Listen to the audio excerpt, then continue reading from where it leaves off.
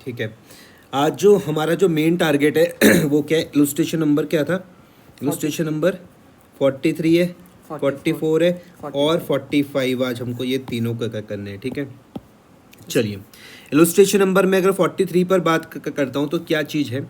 Illustration number 43 में मेरे पास 3 partner है। एक पार्टनर का नाम ए है, बी है और सी है, ठीक है। ए बी सी तुम्हारे पास पार्टनर है जिनके बीच के रेशियो 3:2:1 है। यहाँ तक पढ़ के आपको कोई दिक्कत नहीं आएगी। पार्टनर के नाम ए बी सी है, इनके बीच के रेशियो क्या है? 3:2:1, ठीक है। The firm closes its book on 31 March every year. किताबें कब बंद हो रही है भैया? हर एक साल 31 मार्च को बंद हो रही है। और जो बी की डेथ हुई, बी की डेथ कब हुई? 12/6/2023 को। ध्यान से समझना, बी की डेथ कब हो रही है? 12/6/2023 को। तो मैं कहाँ से काउंट करूँगा? मैं काउंट करूँगा भैया अप्रैल 1 से लेकर कहाँ तक? 12/6 तक। इस बार कमाल की बात क्या है कि भैया डेज में कैलकुलेशन करनी पड़ेगी। तुम मुझे बोलोगे मुझे कैसे पता चल रहा है? तो मैं 12/6 देख रहा हूँ, नहीं आया समझ में? ये 12 देख रहा हूँ ना, तो मुझको लग रहा है कि मुझे किस में क्या कैलकुलेशन करनी पड़ेगी? नंबर ऑफ डेज में कैलकुलेशन करनी पड़ेगी, ठीक है। एक बार मैं अगर देख लूँ तो अप्रैल के मंथ में कितने डेज होते हैं? 30 होते हैं। अप्रैल के बाद क्या होता है? अप्रैल, मई में क्या होते हैं? 31 होते हैं। और फिर जून में कितने? 12 दिन थे, 12 ही थे ना? हाँ सर। 12 समझ में आ रहा? हाँ। क्योंकि 12 जून को डेथ हो रखी है, ये देखो, हाँ। ठीक है। तो इसलिए मैंने 12 लिया। तो 2 और 1 कितने हो गए? 3 हो गए। 3 और 3 कितने हो गए? 6 और 1 7 हो गए, 73। यहाँ तक कोई दिक्कत तो नहीं है? नहीं सर। 73 डेज समझने में। इस बार क्वेश्चन मुझे डेज में सॉल्व करना पड़ेगा, ठीक है। हाँ। आगे बढ़ते हैं। ए बी सी क्या है भैया? पार्टनर है, रेशियो है भैया 3:2:1। फर्म क्या करती है? हर एक साल 31 मार्च को अपनी किताबें क्या करती है? बंद करती है। बी की डेथ कब हो गई? 12/2/2023 को। अब जब बी की डेथ होती है, जो उस दिन जो गुडविल थी भैया फर्म की, वो की कितनी थी? 60,000। ध्यान से समझना, बी की डेथ के टाइम पर कब? बी की डेथ के टाइम पर कब? बी की डेथ के टाइम पर जो भैया गुडविल थी, किसकी गुडविल? पूरी फर्म की गुडविल कितनी थी? वो 60,000 थी। कितनी थी? 60,000 थी। On B's death, his share in the profit of the firm till the time of his death was to be calculated on the basis of the previous year's profit, which was 1,50,000। इस साल का तो मुझे profit पता ही नहीं चलेगा, क्योंकि जब साल खत्म होगा तभी तो पता चलेगा। लेकिन वो क्या बोल रहे हैं कि अगर आपको इस साल का प्रॉफिट निकालना है तो आप किसके बेसिस पर निकाल सकते हो? प्रीवियस ईयर प्रॉफिट के बेसिस पर निकाल सकते हो, जो क्या था? 1,50,000 था। समझ में आया? और जो 60,000 था भैया, ये तो क्या है? फर्म की गुडविल है। इसमें मैं बी का शेयर निकाल सकता हूँ। मुझको फर्म की गुडविल दी हुई थी, मुझको फर्म की गुडविल दे रखी है। कितनी है फर्म की गुडविल? कितनी थी? 50,000। 50 की 60? 50 की 60? 60,000 थी ना। फर्म की गुडविल क्या थी? यहाँ पर ध्यान दो तो कितनी है भैया? 60,000 रुपये। उसमें मैं बी का शेयर निकाल सकता हूँ। बी का क्या आ जाएगा? 2/6। तो मैं बी शेयर ऑफ गुडविल निकाल सकता हूँ। बी शेयर ऑफ गुडविल निकाल सकता हूँ। 60,000 मल्टीप्लाई बाय 2/6 कितना आ रहा? 20,000। यहाँ पर मत देख लेना कि till the date of his death. Goodwill में मत देख लेना, गुडविल में मत कैलकुलेट करना। समझ में आ रहा? क्योंकि गुडविल तो बहुत पहले की होती है ना। गुडविल तो बहुत महीने के बाद, बहुत मेहनत करने के बाद बनती है। तो यहाँ पर नहीं देखना है कि आप इसको till the date of death तक इसको मल्टीप्लाई कर दो, यहाँ नहीं होने वाला। समझ में आया? फिर मैंने गुडविल के लिए ये वाली चीज़ बताई थी कि भैया आपको देखना पड़ेगा कि कौन सा पार्टनर क्या कर रहा है भैया, सेक्रीफाइस का कर रहा है, कौन सा पार्टनर क्या कर रहा है, गेन कर रहा है। याद आ रहा? जो पार्टनर क्या करेगा? सेक्रीफाइस करेगा, उसकी क्या कैपिटल को हम लोग क्या कर देते हैं? बढ़ा देते हैं। और जो गेन करेगा उसकी कैपिटल को हम लोग क्या कर देते हैं? कम कर देते हैं। ये वाला हम लेके चलते हैं, ठीक है। आगे बढ़ते हैं। अच्छा, अब यहाँ पर क्या था कि on the B's death his share in the profit of the firm till the time of his death was to be calculated on the basis of the previous year profit. किस बेसिस पर निकालना है? पिछले साल के profit के basis पर निकालेंगे, जो क्या था? 1,50,000 था। कोई दिक्कत तो नहीं है। तो यहाँ पर मैं इसका शेयर निकाल सकता हूँ। ध्यान से मेरी बात को समझना। 1,50,000 समझ में आ रहा? मल्टीप्लाई 2/6 समझ में आ रहा है? Multiply by 73/365। 365 डेज ही होते हैं ना पूरे साल भर में। अगर मैं इसकी कैलकुलेशन करता हूँ तो 1,50,000 multiply by 2 divided by 6 multiply by 73 divided by 365 कितना आ रहा? 10,000 आ रहा। समझ में आई बात? जो चीज़ नहीं आई समझ में आप मुझसे पूछ सकते हो। नहीं सर सर। ये 2/6 समझ में आ गया। हाँ। और ये 73/365 समझ में आ गया। उसका शेयर क्या आ गया? 10,000 आ तो गया। मंथ वाइज हम लोग जब करते तो उसे नंबर ऑफ मंथ से डिवाइड करते हाँ, और फिर यहाँ पे days number wise of month number आ of जाता। days। अभी डेज था तो मैंने नंबर ऑफ डेज से डिवाइड करा। ठीक है सर। फिर मैंने क्या बात कही, मैंने आपको ये वाली बात कही। एक चीज़ तो ये मैंने समझाई, मैंने कहा ये जो ये वाला है ना 73/365, ये गुडविल की कैलकुलेशन में मत कर देना। ये बच्चे बहुत गलती करते हैं। गुडविल में तो सिर्फ उसका शेयर ही निकालना है। हाँ। आप मुझे वो बोलोगे भैया ऐसा क्यों कर रहे हो, तो मैंने कहा गुडविल एक दिन में थोड़ी ना बन रही है। गुडविल तो बहुत पुरानी बनती है, उसमें तो उसका शेयर पूरा ही होगा। Yes sir. अच्छा, pass the necessary journal entries for the treatment of goodwill and B share of profit at the time of his death. सबसे पहले क्या किया, वर्किंग नोट आप समझ गए पूरी। आप सबसे पहले बी का शेयर निकालोगे। पूरी फर्म की क्या थी, 60,000 थी, उसको मैंने 2/6 से मल्टीप्लाई किया तो मुझे 20,000 यहाँ पर बी का शेयर मिल गया गुडविल का। यहाँ तक कोई दिक्कत तो नहीं है? नहीं सर। अच्छा, it will be debited to the capital of A and C. ये समझ में आ रहा है क्या करने के लिए बोल रहे?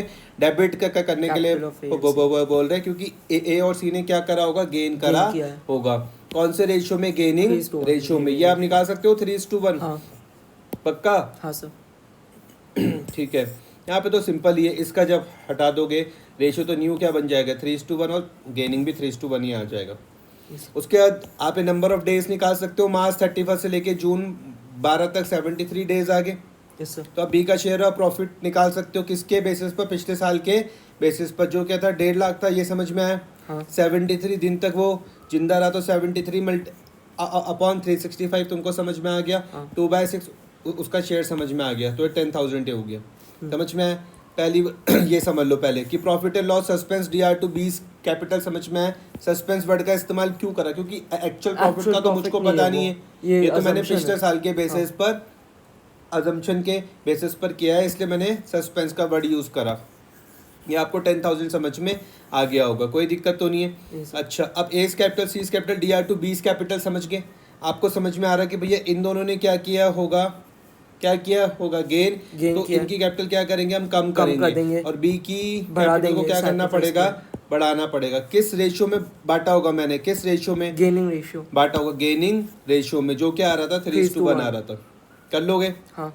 अगला मेरे पास है टर्नओवर और सेल्स बेसिस पर है। इस मेथड पर हम लोग क्या करने वाले, we have to take into consideration the profit and the total sales of the last year. क्या दिया हुआ रहेगा भैया, प्रॉफिट भी दिया हुआ रहेगा और सेल्स भी दिया हुआ रहेगा। उसके बेसिस पर हमको क्या करनी पड़ेगी, कैलकुलेशन करनी पड़ेगी। ठीक है। The year after the profit of the current year is estimated on the basis of the sales for the last year and the sales up to the date of the death. Illustration number 44 पे ध्यान देते हैं। XYZ तुम्हारे पास partner हैं किसी एक firm में, जिनके बीच के रेशियो कितने हैं, 2:2:1। यहाँ तक आपको कोई दिक्कत नहीं आएगी। पार्टनर के नाम XYZ है, रेशियो उनके बीच के कितने हैं, 2:2:1। और जहाँ पर जो फर्म है वो कब, उसकी बुक्स कब बंद होती है, 31 मार्च को हर एक साल पर। वाई की डेथ कब हो गई, 24 जून 2018। तुमने जैसे ही यहाँ पर देखा 24, तो तुमने कहा कि भैया इसकी कैलकुलेशन मुझे कैसे करनी पड़ेगी, नंबर ऑफ डेज में करनी पड़ेगी। नहीं आया समझ में? तुमने यहाँ पर जैसे ही 24 जून देखा, जैसे ही तुमने 24 जून देखा कि वाई की डेथ कब हुई भैया 24 जून को, तुम्हें पता है इसकी कैलकुलेशन के कैसे करनी पड़ेगी, नंबर ऑफ डेज में करनी पड़ेगी। फिर है कि Y share in profits of the firm. ध्यान से मेरी बात को समझो, जो वाई का शेयर है किसमें भैया, फर्म के प्रॉफिट में, कब तक, till the date of his death from the last balance sheet was to be calculated on the basis of sales. ये नया पॉइंट है, नए पॉइंट को मैं यहाँ पे ग्रीन से दिखा रहा हूँ। समझ में आया? वो क्या बोल रहे हैं कि भैया जो आप हमको क्या निकालना है भैया, वाई का शेयर निकालना है। किस चीज़ का शेयर निकालना है, प्रॉफिट का शेयर निकालना है कि भैया फर्म के उसमें उसका प्रॉफिट का शेयर है क्या। तो वो बोल रहे कि आप किस बेसिस में निकालोगे, आप सेल्स के बेसिस पर निकालने वाले हो। क्लियर हो गई बात? इसकी डेथ कब हुई, 18-19 में। ये समझ में आ रहा? 18-19 क्यों बोला मैंने, क्योंकि 24 जून 2018 को ही, तो यहीं से मैं अप्रैल टू मार्च कैलकुलेट कर रहा हूँ। समझ में आ गया? नहीं आया समझ में? अब वो लोग मुझको क्या बोल रहे, सेल्स ड्यूरिंग द 17-18, मतलब पिछले साल की सेल मुझको दी हुई कि कितने रुपए की, 15 लाख रुपए की। And profit earn during the year was 3 lakh रुपए। ध्यान से समझना, पिछले साल की सेल्स दे रखी है, पिछले साल की क्या दी हुई भैया? Sales. कितने रुपए की सेल्स है? 15 लाख 15 लाख रुपए की सेल्स है। और जो प्रॉफिट भी दिया हुआ, प्रॉफिट है भैया कितना? 3 लाख लाख। रुपए। तो Yes, sir. अगर मैं इसकी कैलकुलेशन करूँ 3 lakh upon 15 lakh multiply by 100, तो मेरे पास आंसर निकल जाएगा 3 lakh upon 15 lakh multiply by 100 कितना आ रहा? सर इसका आंसर है 20 सॉरी 20%। हाँ 20%। 20% आ रहा है, समझ में आया? इसका मतलब मेरा प्रॉफिट का मार्जिन क्या है भैया? 20% है। कोई दिक्कत तो नहीं है? हाँ सर। यही तो करोगे आप। 3 लाख हाँ divided by 15 lakh multiply by 100 कितना आ रहा? 20% आ रहा है। ठीक है, अच्छा ये आप समझ गए, 15 लाख आप समझ गए, ये 3 लाख आप समझ गए। Yes, sir. अब sales from the 1 April 2018 to the 24 June 2018 तक की सेल क्या दी हुई भैया? 2 लाख रुपए की सेल दी हुई। Yes sir. ये है समझ में? 2 लाख रुपए की सेल तो मुझको दे ही रखी है अभी तक। इस साल की सेल क्या हुई भैया? 2 लाख रुपए की सेल हुई, तो मैं 2 लाख का क्या निकाल दूंगा? 20% निकाल दूंगा। समझ में आया? हाँ सर। 2 लाख का क्या निकाल दूंगा? 20%। 20% निकाल दूंगा, जो क्या आ रहा है भैया? 40,000 आ रहा है। यहाँ तो कोई दिक्कत तो नहीं है। क्या ये 40,000 ये वाई का है? क्या 40,000 वाई का है या 40,000 सबका है? सबका है। सबका है। तो मुझे वाई का शेयर से मल्टीप्लाई करना पड़ेगा। वाई का शेयर क्या है? 2/5। 2/5 से मल्टीप्लाई करूँगा तो मुझे वाई का शेयर मिल जाएगा, जो कि क्या आ रहा? 16,000 रुपये आ रहा। नहीं आया समझ में? आ गया सर। सिंपल है। 16,000 उसका शेयर यहाँ पर मुझको पता चल रहा है। ठीक है। On wise death goodwill of the firm was valued at 1,20,000। अब यहाँ पे फर्म की गुडविल दे रखी है 1/20 और total amount payable to Y. अब देखो यहाँ पर तुमको पूरी फर्म की तो गुडविल दी हुई 1/20, तो तुम यहाँ पर क्या कर सकते हो? तुम यहाँ पर क्या करोगे भैया? 1/20 को मल्टीप्लाई करोगे किसके साथ? जो उसका शेयर है। क्या शेयर है उसका? उसका शेयर है सर 2/5। 2/5। तो मैं अगर 1/20 को 2/5 से मल्टीप्लाई करता हूँ, 1/20 को मैं अगर 2/5 से मल्टीप्लाई करता हूँ तो क्या आ जाएगा? 48,000 गुडविल का शेयर आ जाएगा। आ रहा समझ में? गुडविल के लिए तुमको मैंने बता ही रखा, तुमको क्या निकालना पड़ेगा? सेक्रीफाइस और गेन। जो पार्टनर क्या करेगा भैया? सेक्रीफाइस, उसकी कैपिटल को हम लोग क्या कर देते हैं? बढ़ा देते हैं। बढ़ा देते हैं। जो क्या करेगा? गेन, उसकी को हम लोग क्या कर देंगे? कम कर देंगे। बढ़ाएंगे तो कहाँ पर लिखते हैं? क्रेडिट में। कम करेंगे तो कहाँ लिखते हैं? डेबिट में। ये तुम कर लोगे। हाँ सर। ठीक है। एग्जीक्यूटर कौन व्यक्ति है? जो उसका रिप्रेजेंटेटिव होगा, है ना, लीगल रिप्रेजेंटेटिव जो उसका होगा। The total amount payable to Y executor sorry on his death was 1,75,000 हमको उनको देना है। This amount was paid to them on 15/7/2018 को हमने उनको दे दिया। ठीक है। तो देखो पहली वाली ये समझ गए, 16,000 की ट्रीटमेंट समझा दी मैंने आपको। हाँ सर। तो profit and loss suspense DR to Y capital, ये 16,000 समझ गए ना। हाँ। फिर X capital Z capital DR to Y, ये गुडविल की ट्रीटमेंट होगी। इन दोनों ने क्या किया होगा? इन दोनों ने एक्स और जेड ने क्या किया होगा? गेन किया है। तो इसलिए हमने इनको क्या करा हुआ? L- किया हुआ। वाई ने तो भैया सेक्रीफाइस किया ही है, तो इसकी क्या कैपिटल हमको बढ़ानी पड़ेगी। 48,000 आप समझ गए थे। हाँ सर। पूरी फर्म की क्या थी? 1/20 था। 1/20 को मैंने 2/5 से मल्टीप्लाई किया होगा। समझ में आया? हाँ सर। और ये देखो कि हमने वाई के कितने देने हैं? 175,000। अब देखना ध्यान से कि ये मुझे कहाँ पर पता चलेगा कि वाई के एग्जीक्यूटर को कितने रुपए देने हैं।